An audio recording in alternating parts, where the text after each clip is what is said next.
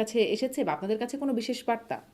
আপনি তো মানে ইউনূস সরকারের আমলেই ওয়াশিংটনে প্রেস মিনিস্টার নিযুক্ত হয়েছিলেন। সেটা ধন্য- কোনোরকম না, জি। ধন্যবাদ আপনাকে। একটা নতুন সরকার যখন আসে তখন একটা পৃথিবীব্যাপী রেওয়াজ বা পৃথিবীব্যাপী এটাই এটাই এটাই সঠিক পদ্ধতি যে তারা যখন দেশ পরিচালনার দায়িত্বে আসবে, দায়িত্বে আসার পরে তারা তাদের মতো করে প্রশাসন সাজাবে এবং সেই অনুযায়ী তারা প্রশাসন পরিচালনা করবেন। এটা খুব স্বাভাবিক একটা ব্যাপার এবং সেই স্বাভাবিক প্রক্রিয়ার অংশ হিসেবেই একটি নির্বাচন হয়েছে। সেই নির্বাচনের মধ্য দিয়ে একটি দল বিজয়ী হয়েছে, বিজয়ী হয়ে তারা সরকার গঠন করেছে এবং তারা তাদের মতো করে পরিবর্তন করছে। তো সেরকম একটা জায়গাতে আমরা এখানে বা আমি এখানে যে কাজ করছি, আমার জায়গাতে এখন পর্যন্ত কোনো পরিবর্তন আসেনি। আমি যে কাজ করছিলাম সেই কাজই করে যাচ্ছি যতদিন পর্যন্ত সরকার চাইবে কাজ করে যাওয়াটা, ততদিন পর্যন্ত কাজ করে যাবো। আমরা আমাদের স্বাভাবিক কাজকর্ম করে যাচ্ছি। আচ্ছা। মানে আপনি যে জায়গাটি আছেন কিন্তু আপনি ছাড়াও আর কোথাও কি কোনো রদবদল হয়েছে জানেন আপনি এটা? আমার জানা মতে না। আচ্ছা, আচ্ছা ঠিক আছে। আপনাদের জন্য কোনো বিশেষ বার্তা এসেছে নতুন সরকার আসার পরে? মানে না, নতুন সরকার সরকার বদলের পর? আসার নতুন নতুন সরকার আসার পরে বার্তা বলতে একটা গতিশীল থাকতে হবে সব সময়। আমাদের যে কাজ, রুটিন যে কাজ, সেই রুটিন কাজগুলো তো করে যেতে হবে, অর্থাৎ স্থানীয় প্রশাসনের সঙ্গে যোগাযোগ রাখা। বাংলাদেশের যে বাংলাদেশিরা যে সে যুক্তরাষ্ট্রে আছেন, আমি যদি যুক্তরাষ্ট্রের কথা বলি তাহলে যুক্তরাষ্ট্রের বাংলাদেশিদের যে দূতাবাস বা কনসুলেট গুলোর উপরের যে নির্ভরশীলতা বা তাদের যে প্রয়োজনীয়তা, সেই সমস্ত জায়গা যেন স্মুথলি চলে, আরো ভালো মতো চলে, এরকম একটা বার্তা আছে। বিশেষ কোনো বার্তা নাই, কার বিশেষ কোনো বার্তা থাকারও আসলে কিছু নাই। তার কারণ আমরা যে কাজগুলো করি, রুটিন যে কাজগুলো করি, তার বাইরে গিয়ে যে কাজগুলো করি, সেই কাজগুলো আমরা এখনো করছি। হুম। হুম। মানে এই জন্যই প্রশ্ন, যেমন ধরেন দুদক, তাদের জন্য তো খুব বিশেষ বার্তার কিছু থাকে না, কিন্তু তারপরেও তাদের সবখানে রদবদল হয়। তাদের কাজ দুর্নীতি ধরা, সেখানে তো আসলে সেখানেও রদবদল দেখছি। তো মানে সব জায়গায় রদবদল দেখছি বলেই এই প্রশ্নটা করলাম। যাই হোক, আপনি স্পষ্ট করলেন। এবার একটু শুনি যে দক্ষিণ ও মধ্য এশিয়া বিষয়ক যুক্তরাষ্ট্রের সহকারী পররাষ্ট্রমন্ত্রী পল কাপুর, তিনি বাংলাদেশ সফর করে আসলেন। তিনি আসলে বাংলাদেশে কি বার্তা, মূলত কি বার্তা নিয়ে গিয়েছিলেন? প্রথমত কথা, আমি যে যতটুকু পর্যন্ত জানি, ওনার সঙ্গে তো আমাদের এখানেও দেখা হয়, কথা হয়, আলোচনা হয় এবং অনেকদিন যাবতই হয়। ট্রাম্প প্রশাসন দায়িত্বে আসার পর, উনি যখন থেকে দায়িত্বে আছেন তখন থেকেই।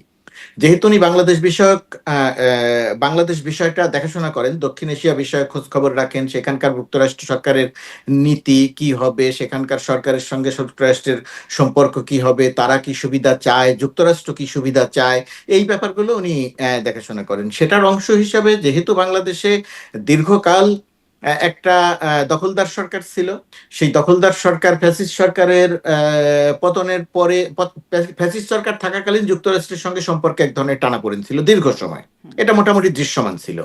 পরবর্তীতে ডক্টর ইউনূসের অন্তর্বর্তীকালীন সরকার আসার পরে যুক্তরাষ্ট্রের সঙ্গে সম্পর্ক এক ধরনের শীতল জায়গা থেকে অনেক ভালো একটা সম্পর্ক তৈরি হয়। সেই সম্পর্কের ধারাবাহিকতায় একটা নির্বাচন অনুষ্ঠিত হয় এবং নির্বাচনের পরেও নতুন সরকারের সঙ্গে, বিএনপি তো দীর্ঘ সময় পরে ক্ষমতায় আসলো, প্রায় 17-18 বছর পরে দেশ পরিচালনার দায়িত্বে আসলো। তো এই সময় খুব স্বাভাবিকভাবেই যুক্তরাষ্ট্রের বর্তমান সরকারের সঙ্গে একটা সুসম্পর্ক, একটা নিবিড় সম্পর্ক, কূটনৈতিক সম্পর্ক, আর্থিক সম্পর্ক, রাজনৈতিক সম্পর্ক, সব রকমের সম্পর্কটাকে নিবিড় করতে চায়। আর এর মধ্যে আরেকটা বড় রকমের, এই এই সফরের আরেকটা বড় রকমের ইঙ্গিত, একটা লম্বা সময় পর্যন্ত যুক্তরাষ্ট্রের নীতিতে আমরা লক্ষ্য করেছিলাম, বিশেষ করে ফ্যাসিস্ট সরকারের সময়কাল পর্যন্ত, যে ভারতের চোখ দিয়ে বাংলাদেশ সহ দক্ষিণ এশিয়ার অনেক ছোট ছোট দেশগুলোকে দেখা হতো। তো এই নীতিটার সাফার করেছে বাংলাদেশ, বড়ভাবে সাফার করেছে বাংলাদেশ। তো ডক্টর ইউনূস সরকার ক্ষমতায় আসার পরে, দায়িত্ব নেয়ার পরে ওই নীতিটার অবসান হয়েছে। এটা যে ডক্টর ইউনূস সরকারেরই অবদান আমি সেটা বলছি না, আমি বলছি যুক্তরাষ্ট্র তার নীতির জায়গাটা পরিবর্তন করেছে। যুক্তরাষ্ট্র এখন বাংলাদেশ বিষয়ক যে কথা, আলাপ আলোচনা যা কিছু, সেটা সরাসরি করছে বাংলাদেশ সরকারের সঙ্গে, অন্য কারো মাধ্যমে নয়। অন্য কারো মাধ্যমে খবর পাঠায়, সেই খবর অনুযায়ী বাংলাদেশ পায়, তারপরে বাংলাদেশ রিয়াক্ট করে, বিষয়টা সেরকম নয়। সেই জায়গাটা যে যুক্তরাষ্ট্র যে বাংলাদেশের সঙ্গে সম্পর্কটা অনেক নিবিড় করতে চায়, বাংলাদেশও চায়, এইখান থেকে আমরা কাজ করছি। যুক্তরাষ্ট্রের পল কাপুর গেলেন, তিনি গিয়ে রাষ্ট্রের গুরুত্বপূর্ণ ব্যক্তিত্বদের সঙ্গে দেখা করলেন, কথা বললেন, সেখানে সেই কথা আলোচনা হয়েছে, নিরাপত্তা নিয়ে কথা হয়েছে, বাণিজ্য নিয়ে কথা হয়েছে, ইত্যাদি ইত্যাদি মানে বিষয়। যুক্তরাষ্ট্র যে আসলে তার লেন্স মানে ভারতের লেন্স থেকে বাদ দিয়ে নিজের লেন্স দিয়ে দেখা শুরু করেছে, এটার প্রমাণ কি সেটা আমি একটু পরে শুনি। কিন্তু আপনি যে ওইটা বললেন না যে আগের সরকারে একটা 17 বছরে যে একটা শীতল সম্পর্ক ছিল, সেখান থেকে অন্তর্বর্তীকালীন সরকার এসে উষ্ণ হলো সম্পর্ক, এই উষ্ণায়নটা আসলে কিভাবে হলো? সেগুলো কি এই যে নানান রকম চুক্তি, বাণিজ্য চুক্তি বা সামরিক চুক্তি যেটা হচ্ছে, যেটিকে আসলে অনেক ক্ষেত্রেই বিশ্লেষকরা মানে একদম মোটা দাগে যদি বিশ্লেষকরা বলছেন এগুলো বৈষম্যমূলক চুক্তি এবং এগুলোতে আসলে যুক্তরাষ্ট্রের স্বার্থই দেখা হয়েছে, এরকমই একটা এক এক কথায় যদি সামারি করা যায়। এই কাজগুলো করেই কি আসলে উষ্ণায়ন হলো সম্পর্কের, নাকি উষ্ণায়নটা হলো কি করে?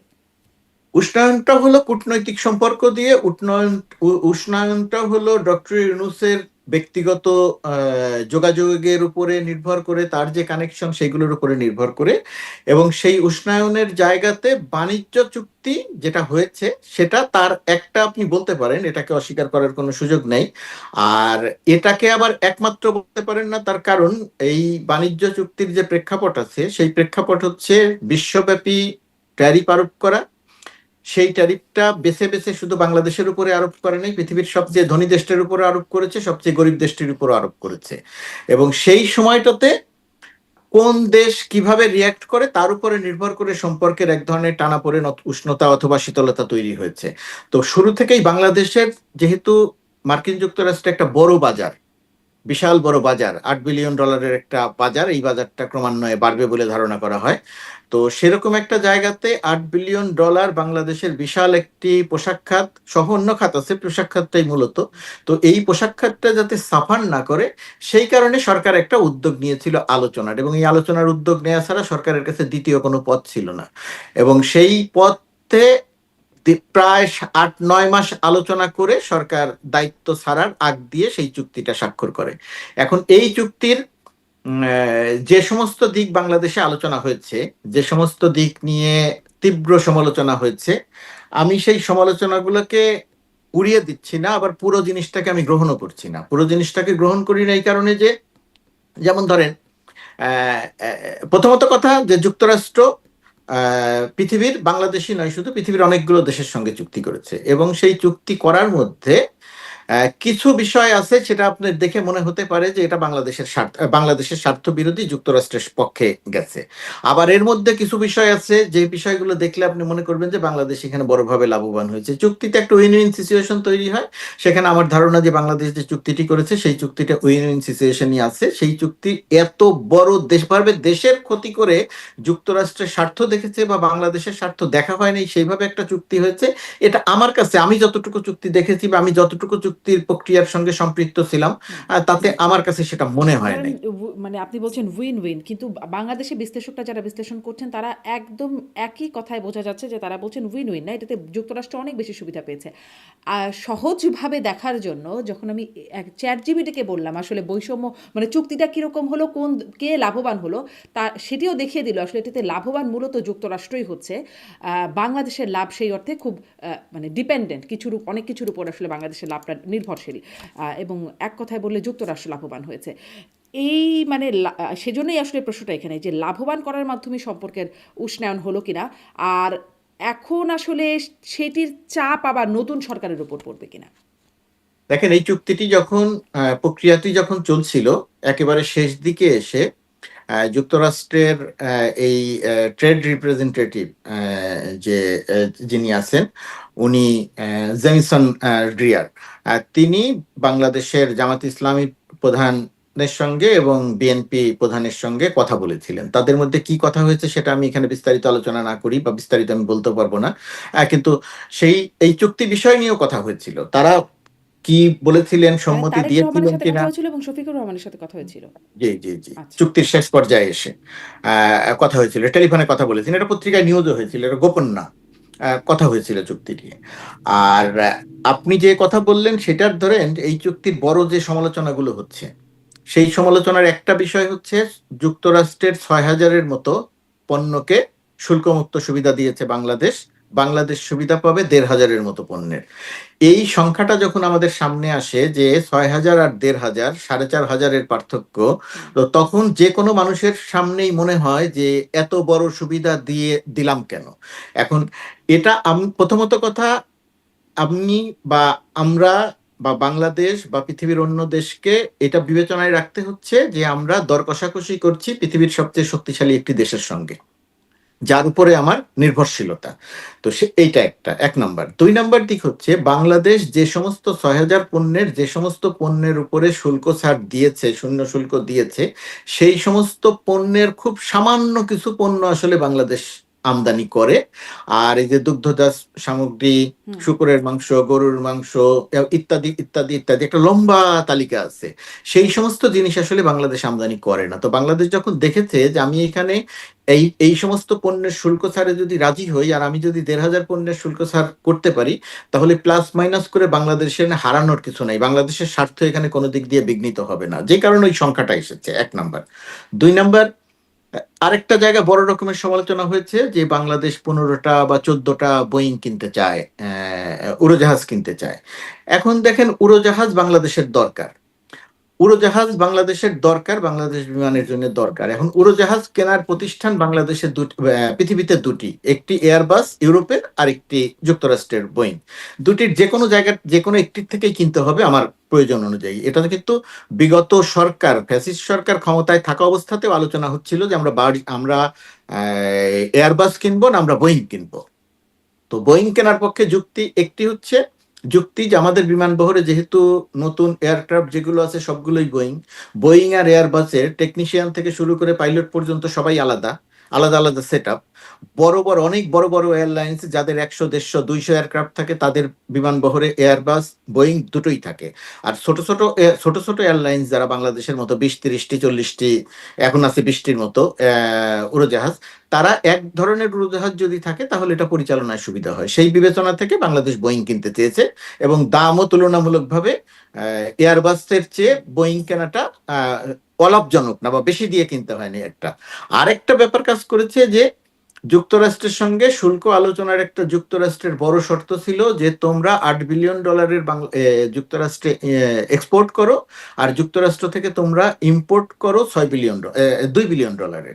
Gap $6 billion. এই $6 বিলিয়ন গ্যাপ কমাতে হবে, চুক্তির একটা অন্যতম শর্ত ছিল। তাহলে এই গ্যাপ বাংলাদেশ কিভাবে কমাবে? সেই ক্ষেত্রে বোয়িং কিনতে চেয়েছে। আরো যেটা কিনতে চেয়েছে, বাংলাদেশ সোয়াবিন কিনবে, বাংলাদেশ গম কিনবে, বাংলাদেশ কটন কিনবে। তুলার আবার অনেক সুবিধা আছে, এই তুলা দিয়ে কিনে সেই তুলা দিয়ে কটন তৈরি করে সেটা দিয়ে পোশাক তৈরি করে এক্সপোর্ট করলে, বাংলাদেশ যদি এক্সপোর্ট করে তাহলে এখানে শূন্য শুল্ক পাবে।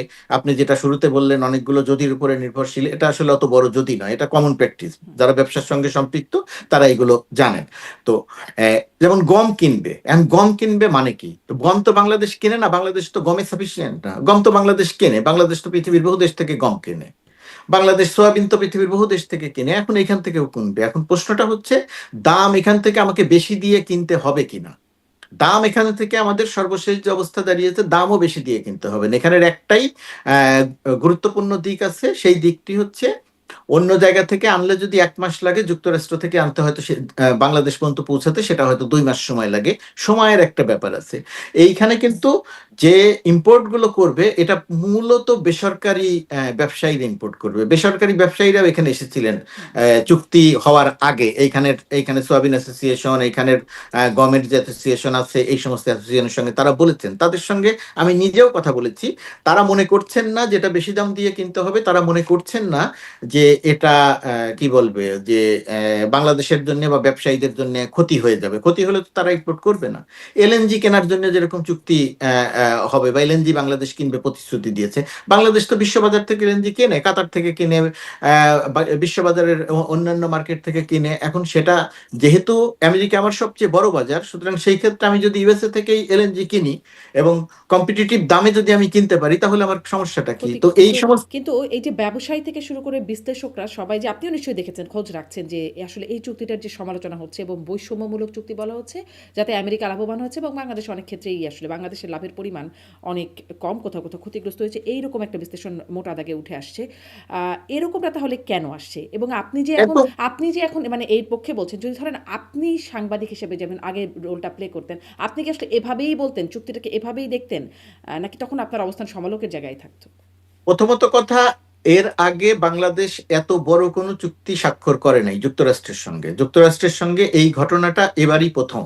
বাংলাদেশ যুক্তরাষ্ট্র এর আগে পর্যন্ত কোনোদিন কোনো দেশের উপরে বা 30-40টি দেশের উপরে কারো উপরে 100%, কারো উপরে 50%, কারো উপরে 37% এইরকম শুল্ক আরোপ করেনি। এটা পৃথিবীতে একটা নতুন ঘটনা, ট্রাম্প প্রশাসন আসার পরে একটা নতুন ঘটনা। আর আগে চুক্তি বলতে আমি যখন সাংবাদিক হিসেবে দেখেছি বাংলাদেশের যে সমস্ত পিএসসি, এই যে প্রফিট শেয়ারিং কন্ট্রাক্ট যেগুলো হয়েছে বাংলাদেশের গ্যাস ক্ষেত্রে, বাংলাদেশ যে অসম চুক্তিগুলো করেছে, আমি সবসময় সেগুলোর বিরোধিতা করেছি টু দা পয়েন্ট। তেল গ্যাস বিদ্যুৎ বন্দর রক্ষা কমিটি যে আন্দোলন করেছে সেটার অনেক কিছুর সঙ্গে আমি একমত থেকেছি, কিন্তু আমি এর আগে পর্যন্ত কোনো চুক্তি এইভাবে এটার সঙ্গে থেকে দেখিনি।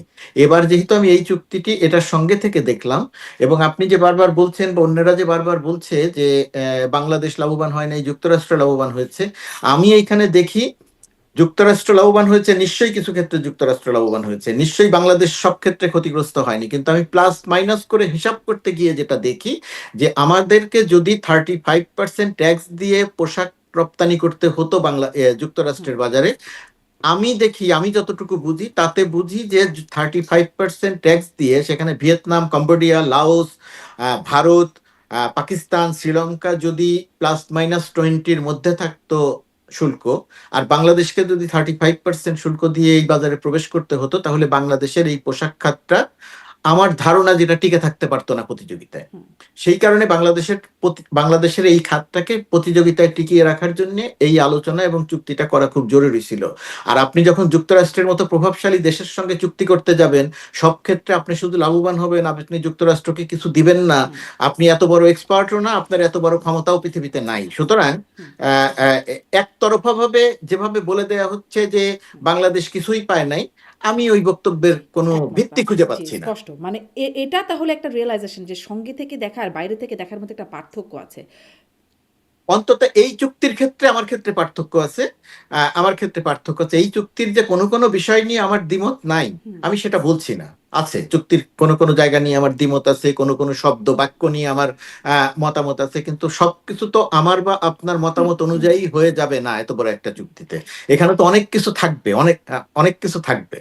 জি, আপনি বলছিলেন যে এরকমটা আগে কখনো হয় নাই, যুক্তরাষ্ট্র এরকমভাবে শুল্ক আরোপ আগে করে নাই। কিন্তু যখন আসলে এই চুক্তির আলাপটা হচ্ছিল, তখন ইতোমধ্যে যুক্তরাষ্ট্রের ফেডারেল আপিল আদালতে এই মানে শুল্ক আরোপ আম, এটাকে অবৈধ, অধিকাংশই অবৈধ ঘোষণা করেছিল এবং সেটা সেখানে থেমে যায় নাই, সেটা নিয়ে পরে সুপ্রিম কোর্টে গেছে এবং সেই মামলা চলমান অবস্থাতেই আমাদের আলোচনা প্রক্রিয়াও চলেছে চুক্তি নিয়ে, এবং চুক্তি নির্বাচনের ঠিক 3 দিন আগে চুক্তিটি হয়ে গেছে এবং তার 10 দিনের মতো 20 ফেব্রুয়ারি শেষ পর্যন্ত এসে যুক্তরাষ্ট্রের সুপ্রিম কোর্ট এই রেসিপ্রোকাল শুল্ককে অবৈধ ঘোষণা করেছে এবং তারপর ট্রাম্প এইটার উপরে মানে পাল্টা কোর্টের আদেশে বলেছে রেসিপ্রোকাল চুক্তি এটা অবৈধ ঘোষণা করেছে। ট্রাম্প তারপরে আরও মানে 10% শুল্ক সেটা মোটা দাগে করেছে, আবার সেটাকে 15% করেছে। তাহলে আসলে আমাদের যে শুল্ক কমানোর জন্য যে প্রক্রিয়া, যেটার ক্রেডিট ডক্টর ইউনূস সরকার দাবি করেছে, সেই ক্রেডিটটা আসলে কোথায়? মানে এমনিতেই তো চলে গেল এই শুল্কটা।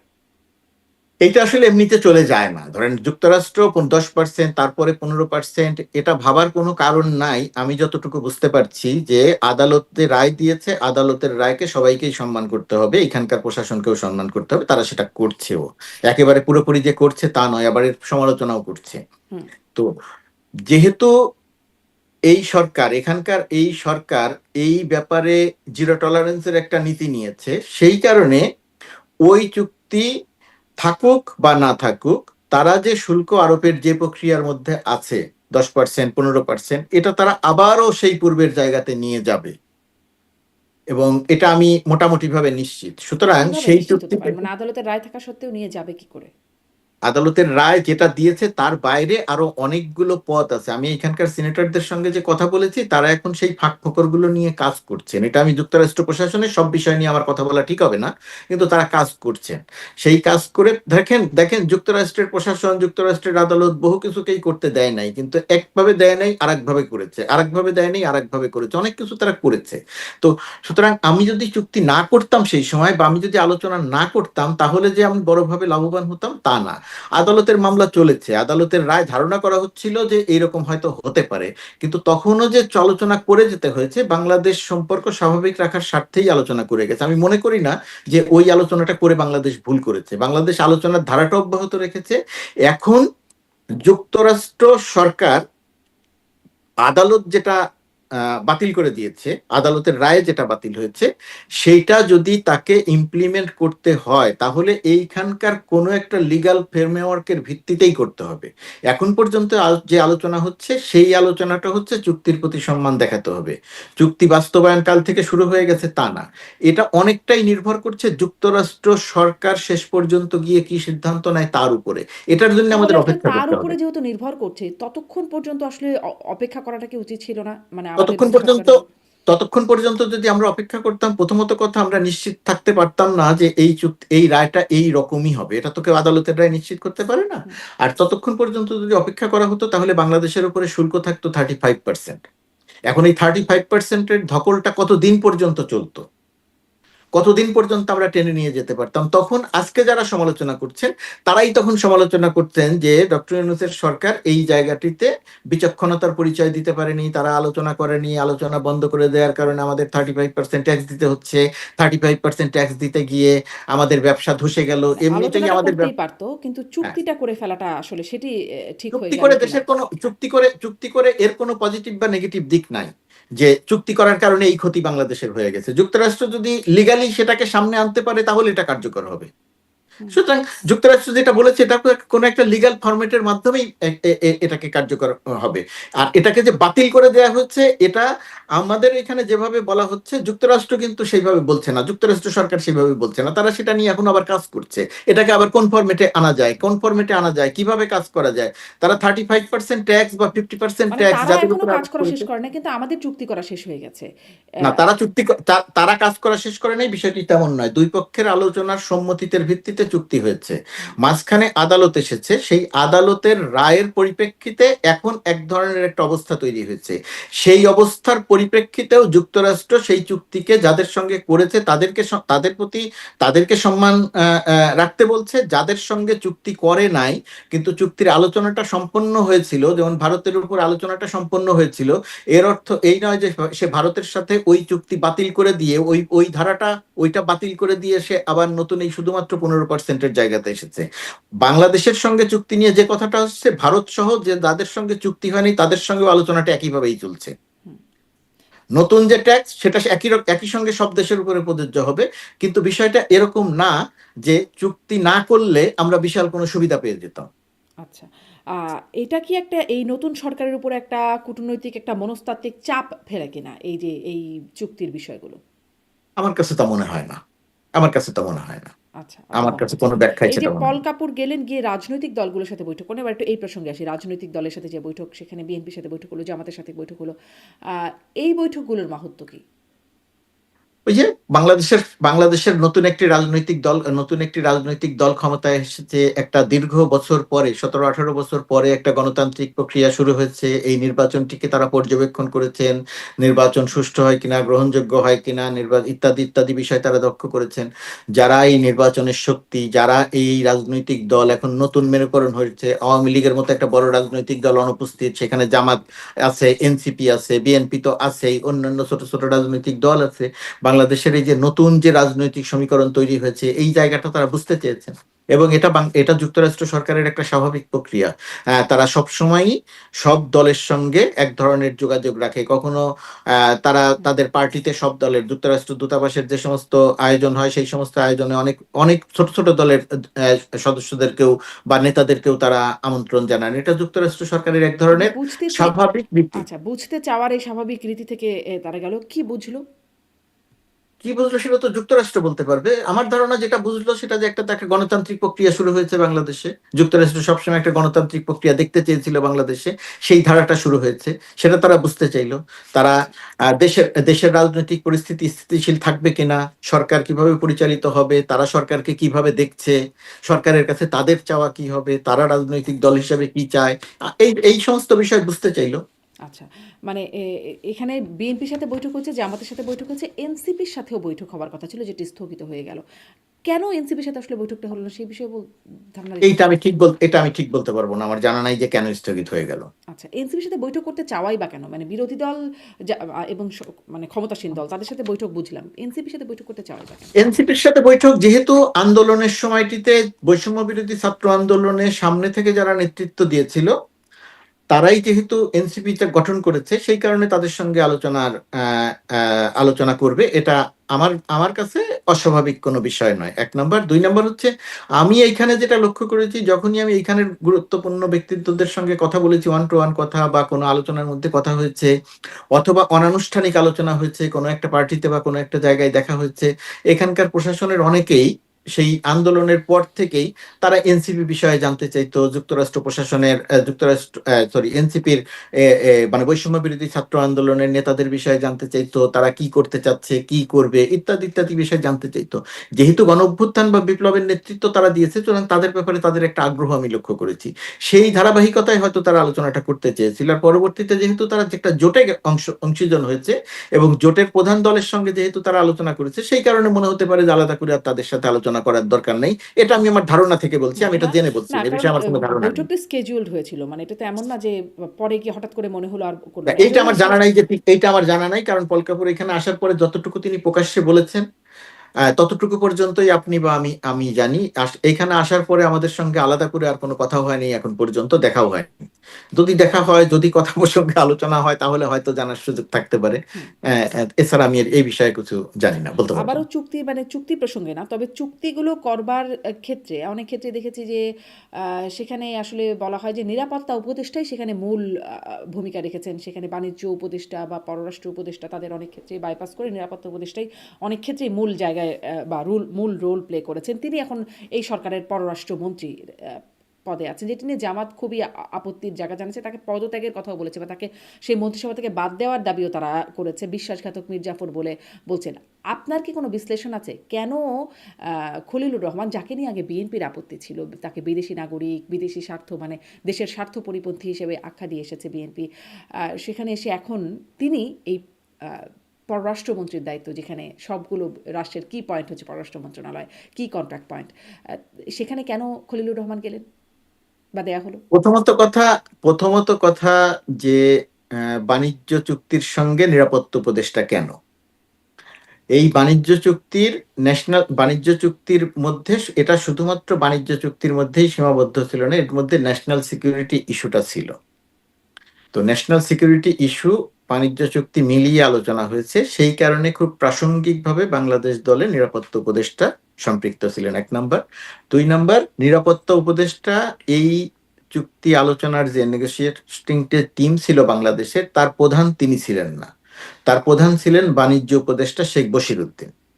তার নেতৃত্বে আলোচনাটা হয়েছে। আলোচনার টেবিলেও ডক্টর খলিল গুরুত্বপূর্ণ রোল প্লে করেছেন, তাকে আমার যে নেগোসিয়েটর হিসেবে খুবই দক্ষ এবং যোগ্য মনে হয়েছে। তিনি একটা যেহেতু আমি যতগুলো আলোচনায় ছিলাম তাতে সেই আলোচনাগুলোতে তাতে দেখেছি বাংলাদেশের স্বার্থ সংশ্লিষ্ট বিষয়ে তিনি যেভাবে আর্গুমেন্ট করেছেন এখানকার সঙ্গে, এটা এটা আমার কাছে মনে হয়েছে খুব ভালো একটা কাজ হয়েছে, তিনি তিনি তার দায়িত্ব পালন করেছেন। সেই অর্থাৎ যেহেতু নিরাপত্তার বিষয়টি এর সঙ্গে সম্পৃক্ত ছিল, সেই কারণে তার সম্পৃক্ততা। আর পররাষ্ট্র উপদেষ্টা না থাকা হচ্ছে, পররাষ্ট্র উপদেষ্টা কেন ছিলেন না আমি জানি না।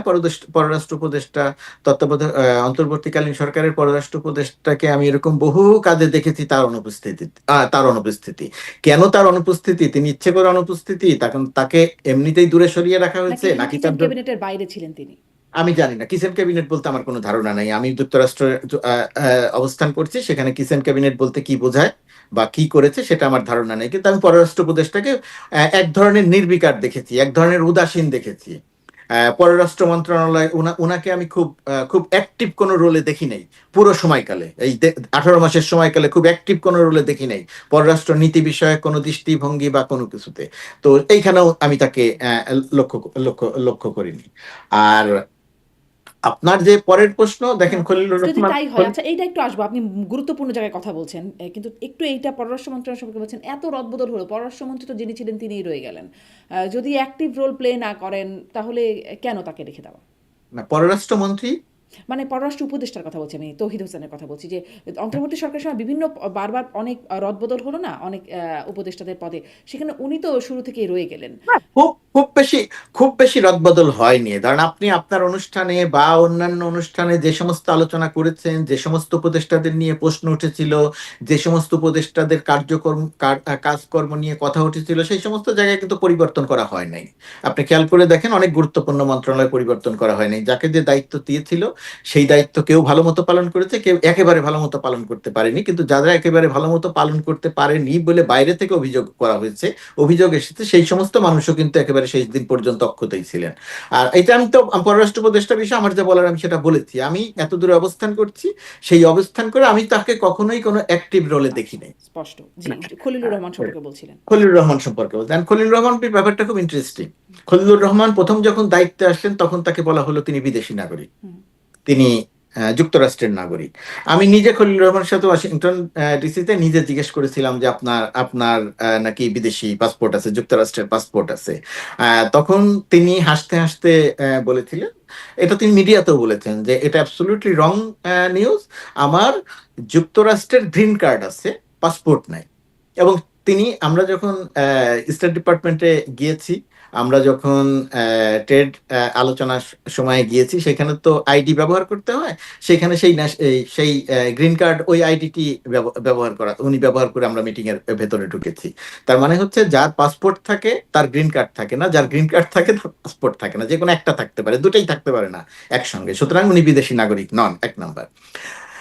এখন বিএনপি শুরু থেকে আমার ধারণা যে বিএনপির কাছে সঠিক ইনফরমেশন ছিল না, সেই কারণে বিএনপি তার বিষয়ে কথা বলেছে। আর পরবর্তীতে কেন করেছে আমি সেটা বলবো না, এটা আমি ধারণার থেকে বলছি, বিএনপির কারোর সঙ্গে আমার কথা হয় নাই। পরবর্তীতে আমরা দেখেছি যে যেহেতু যুক্তরাষ্ট্র প্রশাসনের সঙ্গে, এখানকার গুরুত্বপূর্ণ ব্যক্তিত্বদের সঙ্গে ওনার ভালো সম্পর্ক আছে, মধ্যপ্রাচ্যের কাতার সহ অনেক গুরুত্বপূর্ণ দেশের সঙ্গে ওনার সরাসরি এক ধরনের দেশের বলতে দেশের প্রশাসনের সঙ্গে সরাসরি ওনার একটা গুরুত্বপূর্ণ ওনার একটা আলোচনার একটা সুযোগ আছে, বন্ধুত্ব আছে। যুক্তরাষ্ট্র প্রশাসনের অনেকের সঙ্গে তার একটা বন্ধুত্ব আছে। আমার ধারণা যে পরবর্তীতে যখন দেখা গেছে যে ওনার সম্পর্কে যে প্রচারণাটা চালানো হচ্ছে সেটা সঠিক নয়, সেই কারণে হয়তো বিএনপি তার অবস্থান পরিবর্তন করেছে। আর তার আগে যখন বিএনপি এটার কথা বলছিল, তখন কিন্তু ওনার সম্পর্কে ধারণা করা হচ্ছিল যে উনি জামাতের সঙ্গে তুলনামূলকভাবে অনেক ঘনিষ্ঠ, হুম। উনি ওই ওই ওই তাদের কারণেই এইখানে এসেছেন, ওই রকম একটা আলোচনা করা হচ্ছিল। এখন তিনি যখন বিএনপির মন্ত্রিসভায় যোগ দিলেন, তখন জামাত হঠাৎ করে তার বিরোধিতা করতে শুরু করলো। এটা আমার কাছে মনে হয় এটা হচ্ছে বাংলাদেশের যে প্রচলিত ধারার রাজনীতি, এবং রাজনীতির যে বিরোধিতা, আমার সঙ্গে থাকলে তুমি ভালো, আমার সঙ্গে না থাকলে তুমি খারাপ। আমার ধারণা সেই রকম একটা মৃদু মানে বিষয়টা আলোচনা, মৃদু এরকম যে সমালোচনা জামাতের হচ্ছে। সঙ্গে ঘনিষ্ঠ ভেবে বিএনপি সমালোচনা করেছে, এখন যখন দেখছে বিএনপির সাথে ঘনিষ্ঠ তখন জামাত সমালোচনা করছে। আমার কাছে অনেকটা তাই মনে হয়। আর তার চেয়ে বড় ব্যাপার, বিএনপি আমার ধারণা শুরু থেকে সেটা বুঝতে পারে নাই যে ওনার যে যুক্তরাষ্ট্র প্রশাসন, মধ্যপ্রাচ্যের আবুধাবি বা কাতার, এই সমস্ত প্রশাসনের সঙ্গে যে ওনার একটা ভালো হৃদ্যতাপূর্ণ সম্পর্ক আছে, বন্ধুত্ব আছে, এটা বাংলাদেশ তো কাজে লাগালে লন্ডন বিএনপি। বৈঠকের পর থেকে বোঝা শুরু হয়ে গেল, মানে জামাত তো এটা মানে দায়ী করছে যে লন্ডন কনস্পিরেসির লন্ডন নায়ক। বৈঠকের সঙ্গে আমার ধারণা, লন্ডন বৈঠকের সঙ্গে এটার কোনো সম্পর্ক নেই। হ্যাঁ, লন্ডন বৈঠকের সঙ্গে এটার কোনো, বিএনপি একটা বড় রাজনৈতিক দল, বিএনপি তার মতো করে খোঁজ খবর রেখেছে। খোঁজ খবর রেখে বিএনপি একজন মানুষ সম্পর্কে মূল্যায়ন করেছে। প্রথমে তার মূল্যায়ন ভুল হলে পরবর্তীতে যদি সেই মূল্যায়নটা সঠিক হয়, সে যদি তার অবস্থান পরিবর্তন করে, এটা তো একটা পরিপক্কতার, ম্যাচুরিটির লক্ষণ। এবং বিএনপি সেই কাজটি করেছে। আর এর সঙ্গে লন্ডনের বৈঠকটি ছিল তারেক রহমানের সঙ্গে ডক্টর ইউনূসের, সেখানে অন্য কেউ গুরুত্বপূর্ণ ছিলেন না। কিন্তু উপদেষ্টাদের মধ্যে তিনিই ছিলেন, ডক্টর খলিলুর তিনি রহমান তার ছিলেন। সঙ্গে ছিলেন, তিনি তার সঙ্গে ছিলেন। সঙ্গে থাকার অর্থ এই নয় যে তিনি আলোচনাটা করছেন, সঙ্গে থাকার সঙ্গে তো অর্থ এই গুরুত্বপূর্ণ নয়। বলেই তিনি সঙ্গে ছিলেন নিশ্চয়ই, না, আর তো কেউ গুরুত্বপূর্ণ আরো ছিলেন না। অনেকে আছে, গুরুত্বপূর্ণ আরো অনেকে আছে। ডক্টর ইউনূসের সঙ্গে সফরে আরো অনেকে গুরুত্বপূর্ণ গেছেন। ডক্টর উপদেষ্টা কে ইউনূসের কাছে ছিলেন আর মানে ওই সেই বৈঠকে? ওই বৈঠকের কথা বলছি না, অন্য যে কোনো বৈঠকে গুরুত্বপূর্ণ আরো অনেকে ছিলেন, বিভিন্ন সময় ডক্টর ইউনূসের সাথে বিভিন্ন জন গেছেন, যিনি গেছেন কিন্তু তিনি কথা হচ্ছে গুরুত্বপূর্ণ। লন্ডন বৈঠকের কথা, কারণ লন্ডন বৈঠকের আগ লন্ডন, পর্যন্ত আমি তার আপনাকে পদত্যাগের নিশ্চিত করে দাবি বলি, করেছিল না আমি বিএনপি। আপনাকে পরিষ্কার করে বলি, ডক্টর খলিলকে বিএনপি পররাষ্ট্রমন্ত্রী হিসেবে বাছাই করা বা তার সরকারে রাখার সঙ্গে লন্ডন বৈঠকের কোনো সম্পর্ক নেই। লন্ডন বৈঠকের সঙ্গে সম্পর্ক আছে নির্বাচন জুন থেকে ফেব্রুয়ারিতে আসার। এখানে ডক্টর খলিলের বিএনপিতে আসা বা না আসার সঙ্গে লন্ডন বৈঠকের কোনো সম্পর্ক নেই। তাহলে জুন থেকে ফেব্রুয়ারিতে আনার ব্যাপারে ডক্টর খলিল কাজ করেছেন? ডক্টর খলিল কাজ করেনি, এটা তারেক রহমান এবং ডক্টর ইউনূস কাজ করেছেন।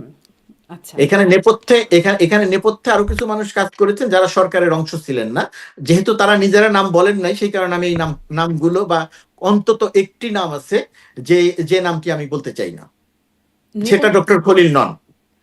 আচ্ছা, নেপথ্যে কাজ করেছেন অন্তত একজন, তিনি উপদেষ্টা। না আচ্ছা, সেটি নাম বললে সমস্যা কি? মানে না, নির্বাচন তিনি নাম বলেননি। আগাতে না তিনি কাজ করেছে তো ভালো তিনি কাজ। না না, তিনি নাম বলেননি, তিনি সামনে আসেননি, সুতরাং আমি তার অনুমতি ছাড়া নামটা বলে দিতে পারি না, এটা বললে খারাপ দেখায়। আচ্ছা, তাহলে আপনি মনে করছেন, মানে যদি আপনার বিশ্লেষণ জানতে চাই, আপনি মনে করছেন খলিলুর রহমান পররাষ্ট্রমন্ত্রী হিসেবে বিএনপির একটা রাইট চয়েস?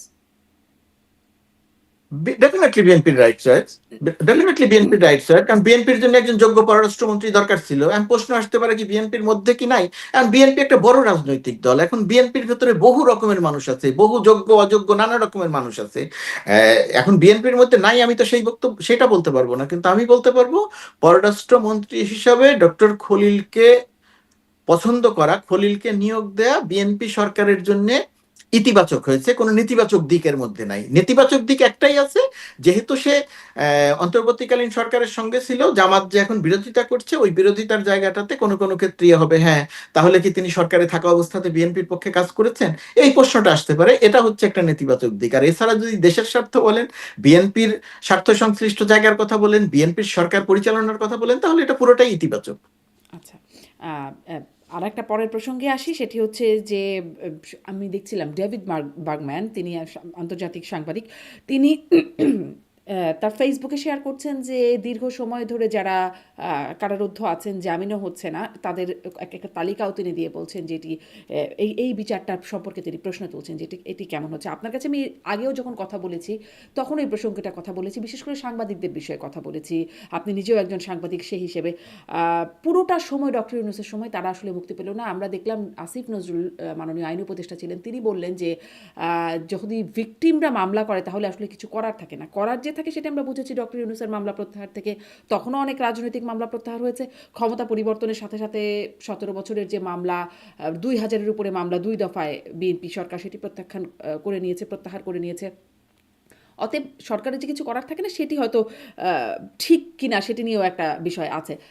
এখন আপনার কি মনে হয় আসলে এই যে সাংবাদিকদের বিরুদ্ধে মামলা, এতদিন ধরে হত্যা মামলায় জামিন পাচ্ছে না, এটির কতটা যৌক্তিক হলো ডক্টর ইউনূস সরকারের সময়? আর এখন কি সেখান থেকে কোনো মানে নিস্তার বা সেখান থেকে কোনো প্রতিকার মিলবে কিনা? প্রথমত কথা, এই সরকারের বয়স মাত্র অল্প কয়েকদিন, এই সরকারের এই জায়গাটাতে নীতি কি হবে সেটা এখনো পর্যন্ত আমি জানি না, এক নম্বর। আর ডক্টর আর ইউনূস সরকারের নীতি কি ছিল? ডক্টর ইউনূস সরকারের সময়ে যেটা ছিল, যে সমস্ত সাংবাদিক সহ, এবং ডক্টর ইউনূস সরকারের সময় আমি আপনার অনুষ্ঠানে বা অন্য অনুষ্ঠানে বলেছিলাম, যখন আপনি প্রশ্ন করেছিলেন যে আনিস আলমগীরকে গ্রেপ্তার করা ঠিক হলো কিনা, তখন আমি বলেছিলাম, উত্তরটা দিয়েছিলাম এইভাবে যে আনিস আলমগীরের বিরুদ্ধে যে সমস্ত অভিযোগ, এমনি তিনি যে সমস্ত কাজ করেছেন, যে সমস্ত কথা বলেছেন, তার মধ্যে প্রচুর অসত্য বক্তব্য আছে, মিথ্যা তথ্য আছে।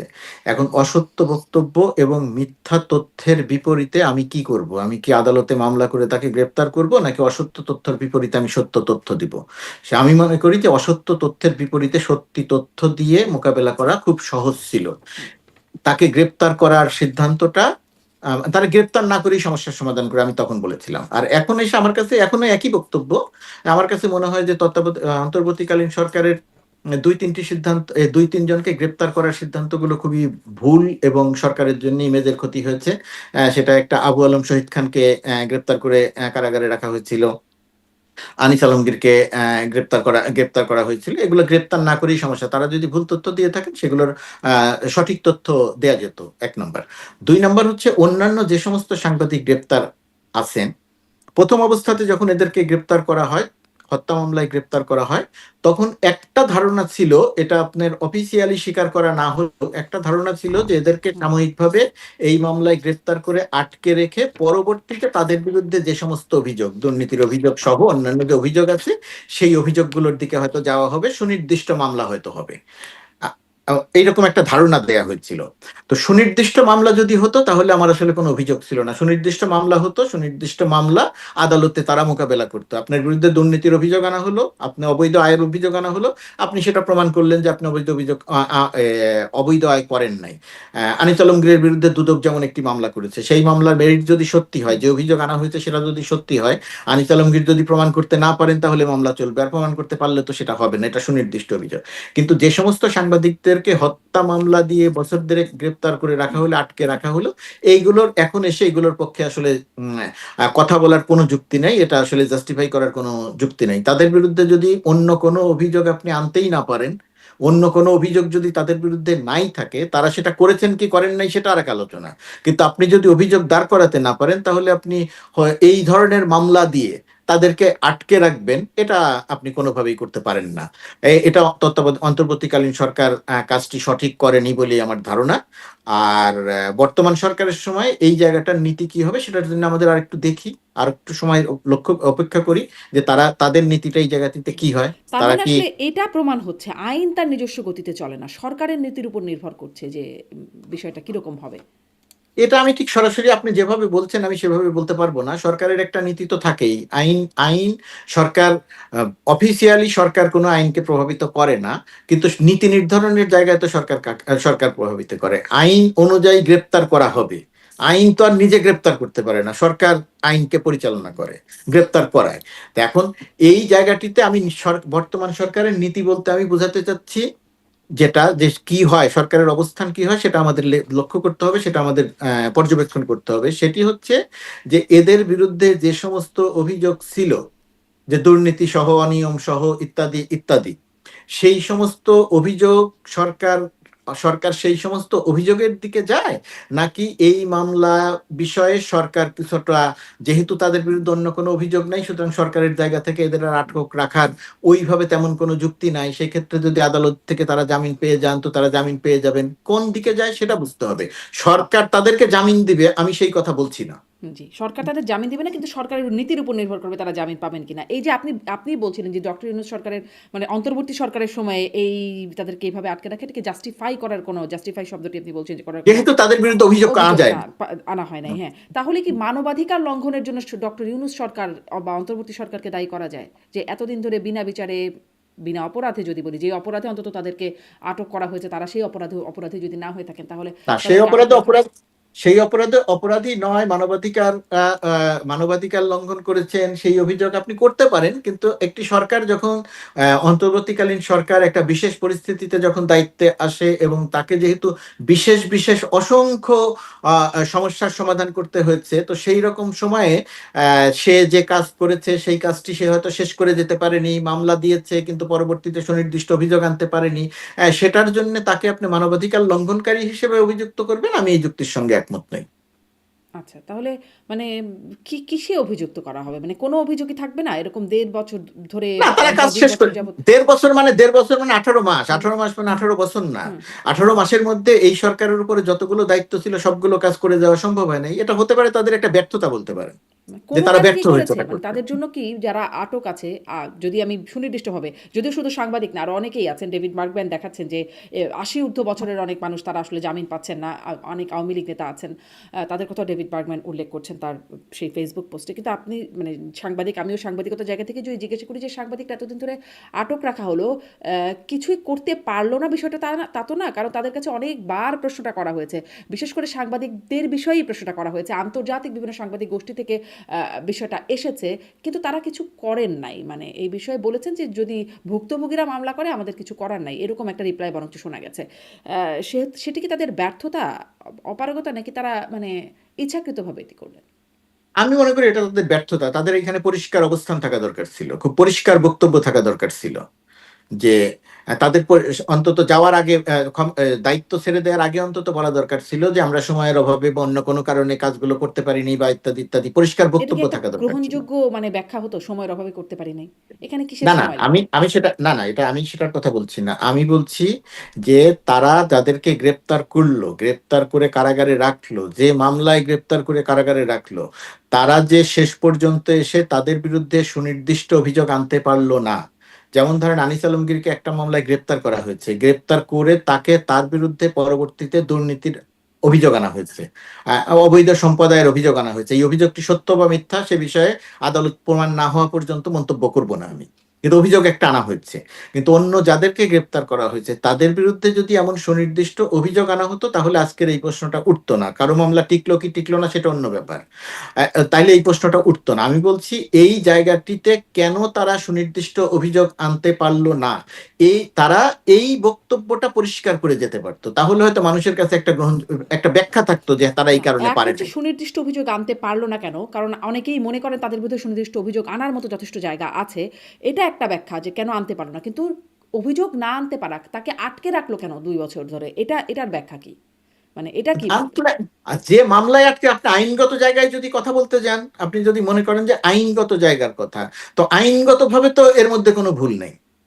এখন আপনি বলতে পারেন আপনার নামে হত্যা মামলা দেয়া হলো এবং আপনাকে আটক করা হলো, এটা আমি সমালোচনা করতে পারি যে না, আমি আপনাকে চিনি, আপনাকে জানি, আপনার কাজ জানি, আপনি হত্যা করতে পারেন না, এটা একদম সঠিক। হুম। কিন্তু আপনি যদি, যে ব্যক্তি আপনাকে গ্রেপ্তার করলো তার গ্রেপ্তার করাটাকে তো আপনি অবৈধ বলতে পারবেন না। সে গ্রেপ্তার তো সে আইন অনুযায়ী করেছে, মামলা হয়েছে, কাগজের নাম আছে, সে গ্রেপ্তার করেছে।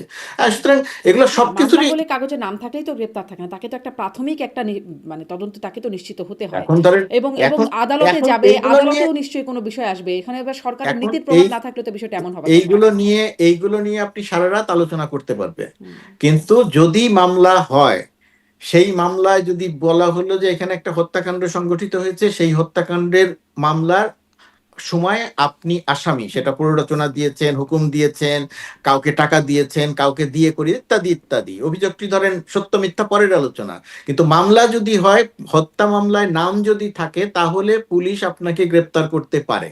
সব ক্ষেত্রে যদি গ্রেপ্তার নাও করে, কিন্তু গ্রেপ্তার যদি করে তাহলে সেটা ইল্লিগাল না, আমি সেটা বলতে চেয়েছি। না, ধরেন তাহলে গত সরকারের সময় যেমন ধরেন সাংবাদিকরা যাদের গ্রেপ্তার করা হলো, বা ধরেন কার্টুনিস্ট কিশোর মোশতাক, তাদের গ্রেপ্তারের সময় তাদের জামিন হলো না, সেগুলো তো তাহলে ঠিকঠাকই ছিল, মানে ইল্লিগাল তো কিছু আপনার হয়নি কাছে সেখানে। আপনার কাছে মনে হয় যে এই কিশোরকে যেভাবে গ্রেপ্তার করা হয়েছিল, কিশোরের ঘটনার যা ঘটেছিল, কিশোরের বিরুদ্ধে যে অভিযোগ ছিল, হুম। আর এই পরবর্তীতে যাদেরকে গ্রেপ্তার হয়েছে, দুটি একই রকম না, ঘটনা, আমার কাছে ঠিকঠাকই মনে হওয়ার ছিল? বিষয় না, আমি বলছি যে আমার কাছে আসলে তো মানে এই গ্রেপ্তারগুলোকেও আমার কাছে খুব লিগাল মনে হয় না। ফলে আমার কাছে তখনও মনে হয় না এটা। গ্রেপ্তার লিগাল, হ্যাঁ। গ্রেপ্তার লিগাল, লজিক্যাল কিনা সেটা বলতে পারেন, গ্রেপ্তার আইন অনুযায়ী হয়েছে। আমাকে যদি বলেন, আমি মনে করি যে এই গ্রেপ্তারগুলো যেহেতু আদালত অভিযোগগুলো প্রমাণ করা যায় নাই বা অভিযোগ আনা যায় নাই, সেই কারণে তাদের মুক্তি পাওয়া উচিত ছিল, এটা আমি আমার বক্তব্য বললাম। কিন্তু আপনি যদি লিগাল কিনা, সেটা অবশ্যই লিগাল, তাদের নামে মামলা হয়েছে, তার ভিত্তিতে পুলিশ গ্রেপ্তার করেছে, আপনি এই পুলিশকে আসামি করতে পারবেন না। হ্যাঁ, কিন্তু আর মামলা হলেই তো কিশোরকে, পুলিশ আর গ্রেপ্তার কিশোর, করবে না, মামলা হলেও তো একটা প্রাথমিকভাবে সে দায়ী কিনা, অনেক হয়রানিমূলক এখন মামলা হতে পুলিশ পারে তখন। এখন পুলিশ এটাও তো আপনি জানেন না, আমি জানি না যে পুলিশদের প্রাথমিক ওই অনুসন্ধানটা করে নাই, প্রাথমিকভাবে যে নিশ্চিত হয়নি, কাগজে কলমে যদি লেখা থাকে যে হ্যাঁ আমরা প্রাথমিক একটা অনুসন্ধান করেছি এবং করে প্রমাণ হয়েছে যে নিউ সেটাই। মার্কেটের পাশে যে হত্যাকাণ্ডটি সংঘটিত হয়েছিল সেটার সঙ্গে XYZ জড়িত ছিল, তাহলে এটা তো যদি তারা করে থাকেন, তাহলে তো এটা আমি আমি নিশ্চয়ই কথাটা বুঝাতে পারছি যে আপনি বলছেন যে এটা করা ঠিক হলো কি ঠিক হলো না, এটা একটা ব্যাপার। আরেকটা ব্যাপার হচ্ছে আইন অনুযায়ী যারা গ্রেপ্তার করলো তাদেরকে তো আর আপনি আসামি করতে পারবেন না যে পুলিশ ওকে ধরলো কেন, এটা কি তাহলে ইল্লিগাল? না, এটা ইল্লিগাল না, আপনি ইল্লিগাল বলতে পারবেন না কোনো বিবেচনায়। আচ্ছা। আর কিশোর বা মুস্তাকদেরকে যেভাবে গ্রেপ্তার করা হয়েছিল, যেভাবে কিশোরের কান ফাটিয়ে দেওয়া হয়েছিল মেরে, হুম। যেভাবে মুস্তাককে জেলখানায় মুস্তাক যে মারা গেল, সে তো হুম। সেই ইলেকট্রিক শকের পরিণতিতে, ওইটার সঙ্গে আপনি এই ঘটনাগুলো মেলাতে পারবেন না। এখনো সেই হাতকড়া সময়ের পরা পরিস্থিতি অবস্থায় আর এই অনেক আওয়ামী লীগ পরিস্থিতি নেতাকে মানে মৃত অবস্থায় পাওয়া যাচ্ছে। অবশ্য ক্যান্সারে আক্রান্ত আমাদেরই সাবেক মানে একাত্তর টিভির এগুলো মোজাম্মেল এগুলো বাবু, কোনো তাকে ট্রিটমেন্ট বিবেচনাতেই পাচ্ছেন না। এগুলো কোনো বিবেচনাতেই সঠিক নয় যে মায়ের জানাজা বা বোনের বোনের জানাজার সময়ে হাতকড়া পরা অবস্থাতে তাকে আসতে হয়েছে, এটা কোনো বিবেচনাতেই সঠিক নয়, এটা কোনো বিবেচনাতেই সাপোর্ট করা যায় না। আওয়ামী লীগের সময় যখন এরকম ঘটনা ঘটতো আমরা তখনও তার প্রতিবাদ করেছি, এবং এটা প্রতিবাদ হওয়া দরকার যে এই কাজগুলো করা যায় না। আসামি হতে পারে, আপনার কাছে বন্দী আছে, আপনি তাকে ধরে রাখতে পারেন, আপনি তাকে স্বাভাবিকভাবেই আনতে পারেন, আবার জেলে নিয়ে যেতে পারেন, সবকিছুরই প্রক্রিয়া আছে। হাতকড়া পরানোর যে কথা বলছেন এটা অত্যন্ত মানে নিন্দনীয় একটি কাজ। জি, নিশ্চয়ই। মানে সেটাই আসলে আমি এটাই যখন সরকারের ভেতরে থাকেন তখন নিশ্চয়ই আপনাদের বক্তব্যগুলোর জোর আরো বেশি থাকে। বাইরে থেকে যখন নিঃসন্দেহে বাহির নিঃসন্দেহে আপনি আমার কাছে এখন যে প্রশ্ন করছেন, বা আমি সরকারের ভেতরে থাকার কারণে, আমি সরকারের ভেতরে আমি খুবই ছোট্ট একটা জায়গাতে আছি, দেশের বাইরে আছি, কিন্তু সেই সময় তত্ত্বাবধায়ক সরকারের যে সমস্ত কাজ মনে হয়েছিল যে এগুলো ঠিক হচ্ছে না, যেমন সাংবাদিকের গ্রেপ্তার, আবু আলম শহীদ খানকে গ্রেপ্তার ঠিক হচ্ছিল না, আমি সরকারের ভেতরে থাকার কারণে আমি তখন যেটা করেছি, নীতি নির্ধারক জায়গাতে যে ফোরাম ছিল সেই জায়গাতে জোরালো ভাবে কথাটা বলেছি, কথাটা পৌঁছে পৌঁছে দেওয়ার চেষ্টা করেছি, কিন্তু আমি পাবলিকলি এসে কথা বলিনি। হুম, হুম, এখন আমার আমার আমার কাজ এখন পাবলিকলি এসে কথা বলা না, হুম, যতটুকু সরকারের নীতি ততটুকুর মধ্যে থেকে কথা বলা। জি। আর আমার যদি কথা বলার, সরকারের ভেতরে কথা বলার সুযোগ থাকে, তাহলে সেইখানে আমার কথা বলার সুযোগ থাকে, সুযোগ নেওয়া উচিত। আমি সেখানে কথা বলেছি, প্রতিনিয়তই নীতি কথা বলেছি। নির্ধারক পর্যায়ে বা ফোরামে আপনি কথা বলেছেন, কিন্তু তাতে খুব যে কাজ হয়নি সেটি অন্তত বোঝা যাচ্ছে যে আসলে ব্যাপারটায় কোনো সমাধানের জায়গায় না, এসে এটা পৌঁছেনি। ভেবে নেওয়ার তো কোনো কারণ নেই যে আমি একটা কথা বলবো, না, বলার না, সাথে তা সাথে তো কাজ বটেই। হয়ে যাবে। না, তা তো বটেই। মানে সেটাই আরকি যে কাজ হবে তার কোনো গ্যারান্টি নেই। মানে হয় নাই এটা বোঝা যাচ্ছে। অ্যা আবার অনেক কাজ হয়েছে, ভেতরে ভেতরে অনেক কাজ হয়েছে, কথা বলেছি সেই অনুযায়ী বহু কাজ হয়েছে। জি। আ আপনারা মানে আপনি আর এই দায়িত্বে কতদিন কন্টিনিউ করবেন? ফোরামে কতদিন আপনার কন্টিনিউ করব, কতদিন কন্টিনিউ করব আমি এখনো পর্যন্ত নিশ্চিত নই যে কতদিন কন্টিনিউ করব। আমার সঙ্গে চুক্তি 2 বছরের, আগামী নভেম্বর পর্যন্ত চুক্তি আছে। হুম, যদি সবকিছু ঠিকঠাক থাকে, এইভাবে থাকে, এবং বর্তমান সরকার যদি মনে করেন যে আমরা যে কাজ করছি সেই কাজটা ঠিক আছে, তাহলে নভেম্বর পর্যন্ত। আর মাঝখানে যদি সরকারের সঙ্গে আমি নিজেও যোগাযোগ করেছি, সরকারের পক্ষ থেকেও কথা হয়েছে, যদি মাঝখানে কোনো আসে যে না এতদিন পর্যন্ত থাকবে, এরপরে আর থাকবো না, তখন সেটা থাকবো না। এটা পুরোপুরিভাবে যখন যে সরকার আসে সেই সরকারের সিদ্ধান্ত। আচ্ছা। এবং এই সরকারের পরিবর্তনের সাথে, সাথে এটা একটু মনে পড়লে একটু জিজ্ঞাসা করি। সাবেক উপদেষ্টাদের নামে অনেক দুর্নীতির অভিযোগ উঠছে। এই বিষয়টা আপনি এখন কিভাবে দেখছেন? এবং আপনারাও আসলে দায়িত্ব ছাড়ার পরে এরকম কোনো শঙ্কা আপনারাও করেন কিনা যে এরকম কিছু আসতে পারে? কারণ ক্ষমতা ছাড়ার সাথে, সাথে উপদেষ্টাদের নামে দুর্নীতির অভিযোগের একটা হিড়িক পড়েছে রীতিমতো। এটা ধরেন, প্রথমত কথা, আমি আমার নিজের জায়গাতে দেখি না, নিজের জায়গাতে আমি একদম শতভাগ চ্যালেঞ্জ দিয়ে বলতে পারি যে কেউ যে কোনো অভিযোগ যদি কারো থাকে, এখন পরে যে কোনো সময় আমার সাথে কথা বলতে পারেন, আলোচনা করতে পারেন, কাগজপত্র দেখতে পারেন, দূতাবাস সবার জন্য উন্মুক্ত। এবং এইখানের যে সমস্ত যুক্তরাষ্ট্রের যে সমস্ত সাংবাদিকরা আছেন, তাদের কারো মনে যদি কোনো রকম কোনো প্রশ্ন থাকে, সেটা আমি দায়িত্বে থাকা অবস্থাতে তাদের যদি মনে হয় যে এই তথ্যটা তারা জানতে চান এবং দূতাবাসে আসতে চান, এই কাগজপত্র দেখতে চান, যে কেউ দেখতে পারেন, একদম ওপেন। হুম, যে কোনো প্রশ্ন করতে পারেন আমাকে, যে কোনো কিছু দেখতে চাইতে পারেন। আমার ব্যাংকে কয় টাকা আছে, কয় টাকা ছিল, সব কিছু দেখতে পারেন, একদম ওপেন। ব্যাংক ছাড়াও যুক্তরাষ্ট্রে তো গোপনে কোনো কিছু করা যায় না, তো সেই সমস্ত যে কোনো কিছু দেখতে পারেন, এটা আমার জায়গা। হুম, আর উপদেষ্টাদের বিরুদ্ধে যে সমস্ত অভিযোগ এসেছে, সেই সমস্ত অভিযোগের আমি খেয়াল করেছি, লক্ষ্য করেছি, আমার কাছে সেই সমস্ত অভিযোগগুলোর এখন পর্যন্ত আমি কোনো পত্রিকারও সুনির্দিষ্ট কোনো অভিযোগ দেখলাম না। এক ধরনের প্রোপাগান্ডা লক্ষ্য করলাম যে শত শত কোটি টাকা পাচার করেছেন, অমুকটা করেছেন, তমুকটা করেছেন, 12,000 কোটি টাকা পাচার করেছেন, এক ধরনের প্রোপাগান্ডা আমরা লক্ষ্য করি। একটা বিশেষ বিশেষ আহ, আহ, বিশেষ গোষ্ঠীর গণমাধ্যম, সেই গণমাধ্যম প্রতিদিনই একজন দুইজন করে এরকম সংবাদ প্রকাশ করছেন, কিন্তু আমি কারো তথ্যেই সুনির্দিষ্ট করে কোনো অভিযোগ পেলাম না। যেমন দুদকেও অনেক একটি অভিযোগ। মানে পত্রিকা, এই প্রশ্নটা না জনাব গোলাম মোর্তজা আমি আগেও করেছি, মানে আপনাকেও করেছি কিনা বা মনে আমি জানি না। কিন্তু এই প্রশ্নটা আমি আগেও করেছি। আগেও জিজ্ঞাসা করতাম, যখন আওয়ামী লীগের আমলেও ইভেন জিজ্ঞাসা করতাম যে শত, শত কোটি, হাজার, হাজার কোটি টাকা পাচারের গল্প শুনছি। ইভেন কত টাকা সুনির্দিষ্টভাবে এটা জানতে চাইলেও আমি কখনো জানতে পারতাম না যে আসলে সুনির্দিষ্টভাবে কত টাকা পাচার হয়েছে। আ প্রথম জি। প্রথমত কথা আওয়ামী লীগের যে সময়কাল, ওই সময়কালে আর এই 1.5 বছরের যে সময়কাল, এই সময়কালের মধ্যে আরেকটা বড় পার্থক্য আছে। কোন উপদেষ্টা দুর্নীতি করেছেন কি করেন নাই, ওই রেসপন্সিবিলিটি আমি নিয়ে কথা বলছি না, হুম, কারণ আমি সেটা জানি না। করে থাকলেও জানি না, না করে থাকলেও জানি না। এটা 1 নম্বর, আমি সেই দায়িত্ব আমি নিয়ে কথা বলছি না। কিন্তু আপনি যদি ওই 1.5 বছরের সঙ্গে 18 মাসের সঙ্গে 16 বছরের তুলনা করতে যান, আপনি যেটা বললেন সুনির্দিষ্ট তথ্য পাই নাই, হুম, এটা কিন্তু আসলে পুরোপুরি সঠিক তথ্য নয়। বাংলাদেশ থেকে প্রতি বছর কত টাকা পাচার হয় সেটা যুক্তরাষ্ট্র ভিত্তিক একাধিক প্রতিষ্ঠান সেটার একটা তথ্য প্রতি বছরই সরবরাহ করতো, টাকার অঙ্ক জানা যেত, ৭৬,০০০ কোটি টাকা, ৭২,০০০ কোটি টাকা জানা যেত এক নাম্বার। সেটাও তো একটা পিকে সময় হাল পর থেকে আর জানা যেত না, সেটা তো বন্ধ করে সেটা দেওয়া দেওয়া হয়েছে। যেত না, কারণ বাংলাদেশের তথ্য দিতে নিত না। বাংলাদেশ ব্যাংক সেই তথ্য দিতে অস্বীকৃতি জানায়, তথ্য দেওয়া বন্ধ করে দেয়। এরা বাংলাদেশ সরকার, বাংলাদেশ ব্যাংক কর্তৃক যে তথ্য দেয়া হতো সেই তথ্য বিশ্লেষণ করে এই আহ, এটা প্রকাশ করতো, তথ্য দেওয়া বন্ধ করে দেয় আওয়ামী লীগ সরকার, এই কারণে এটা আর প্রকাশ করা হতো না, এক নম্বর। দুই নম্বর হচ্ছে কত টাকা পাচার হয়েছে, যেমন S Alam group, daily star একটা প্রতিবেদন করেছিল এস আলম গ্রুপে নিয়ে, যেটাতে তারা সুনির্দিষ্ট করে কাগজ কলম দিয়ে একেবারে প্রতিটি টু দ্য পয়েন্ট একদম প্রমাণ করে দেখিয়েছিল যে এস আলম গ্রুপ $1 বিলিয়ন পাচার করেছে বাংলাদেশ থেকে, $1 বিলিয়ন। ডেইলি স্টার যখন এই প্রতিবেদনটি করে তখন আমি নিজেও ডেইলি স্টারে কর্মরত ছিলাম, সেই সময় ডেইলি স্টারের কাছে পুরো প্রমাণিত নয় কিন্তু এরকম অভিযোগ কিছু কাগজপত্র ছিল, সেটাতে ৬-৭ বিলিয়ন ডলার পাচারের তথ্য ছিল, কিন্তু $1 বিলিয়ন পর্যন্ত যেহেতু সুনির্দিষ্ট করে কাগজে কলমে প্রমাণ করা গিয়েছিল, সেই কারণে ডেইলি স্টার রিপোর্টটিতে $1 বিলিয়ন লিখেছিল। সুনির্দিষ্ট তথ্য পাওয়া যায় নাই, সঠিক নয়। পিকে হালদার কত টাকা চুরি করে পালিয়েছে কত এটার টাকা? তথ্য ছিল। পিকে হালদার কখনো ৫,০০০ আর কোটি টাকা, কখনো ৩,৫০০ কোটি টাকা, বিভিন্ন রকম তথ্য তো শুনতাম। আপনি কাগজ কলম বাংলাদেশ ব্যাংকের তার নামে যে মামলা হয়েছে এই মামলার সংখ্যাটাকে ধরেন, তাহলেই আপনি পাবেন। একটা হচ্ছে সে সবগুলো জায়গা হিসাব করলে তার বিরুদ্ধে ১০,০০০ কোটি টাকার অভিযোগ আসে, তার বিরুদ্ধে মামলা হয়েছে আমার যতদূর মনে পড়ছে ৩,৫০০ কোটি টাকা পাচারের। হুম। একাধিক মামলা হয়েছে, একটা মামলা ৩,৫০০ কোটি টাকা, আরো কিছু কিছু মামলা আছে সেটার টাকার পরিমাণ আরো বাড়বে। বেসিক ব্যাংক লুট হয়েছে, বেসিক ব্যাংক লুট হওয়ার সুনির্দিষ্ট টাকার অঙ্কের তথ্য আছে।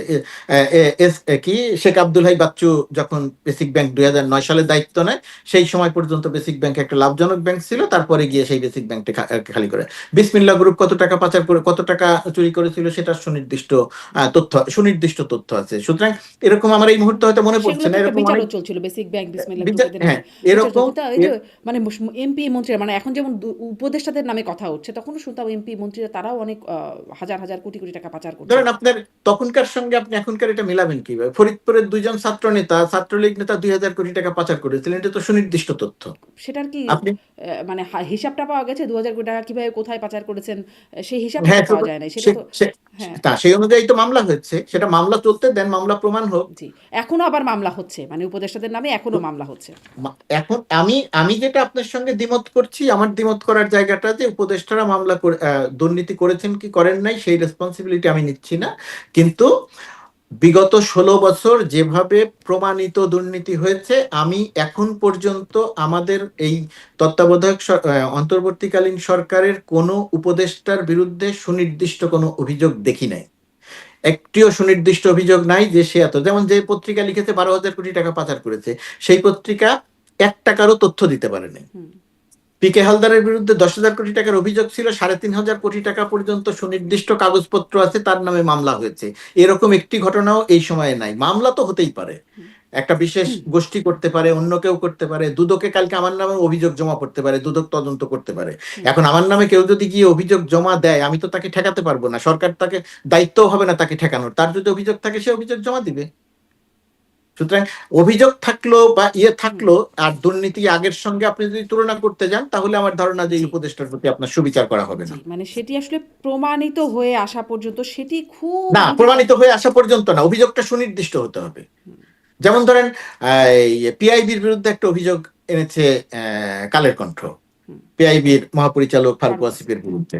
ফারুক ওয়াসিফের বিরুদ্ধে কাগজের তথ্য প্রমাণ দিয়েছে কালের কণ্ঠ, আর একই সঙ্গে ফারুক ওয়াসিফ বলেছে যে যে কাগজের তথ্য প্রমাণ দিয়েছে ওইগুলো ভুয়া কাগজ, ওইরকম একটা কাগজ তৈরি হয়েছিল, কিন্তু ওই কাগজ অনুযায়ী টাকা পয়সা আমি খরচ করি নাই। দুইজনের দুই রকমের বক্তব্য। তাহলে এই জায়গাতে কালের কণ্ঠের অভিযোগ সুনির্দিষ্ট, ফারুক ওয়াসিফের বক্তব্য সুনির্দিষ্ট। এখন এটা প্রমাণের ব্যাপার যে ফারুক ওয়াসিফ যেটা বলছে সেটা সত্যি নাকি কালের কণ্ঠ যেটা বলছে সেটা সত্যি। জি। ঠিক আছে, এখন ধরেন আপনি আসিফ নজরুলের বিরুদ্ধে একটা অভিযোগ আনবেন ১২,০০০ কোটি টাকা, তো এটা তো আপনার মিনিমাম একটা জিনিস বলতে হবে যে এটা হুন্ডি করেছেন, এটা তিনি ব্যাংকের মাধ্যমে পাচার করেছেন, এটা